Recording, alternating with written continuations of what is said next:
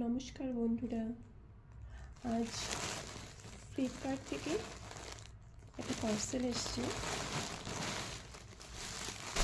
দেখা যাক আনবক্সিং করে কেমন এসছে।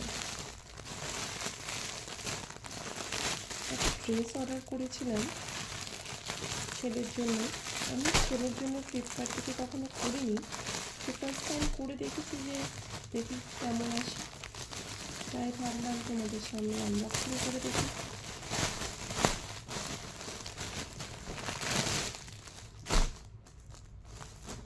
একটু বড় সাইজেরই নিয়েছি আমি।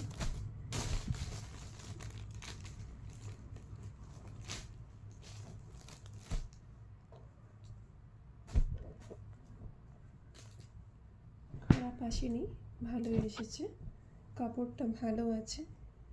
কালারটা যেমন দেখা যাচ্ছিল তার থেকে একটু লাইট এসছে কালারটা।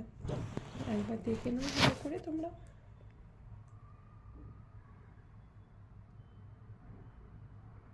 কেমন লাগলো জানিও। Thank you.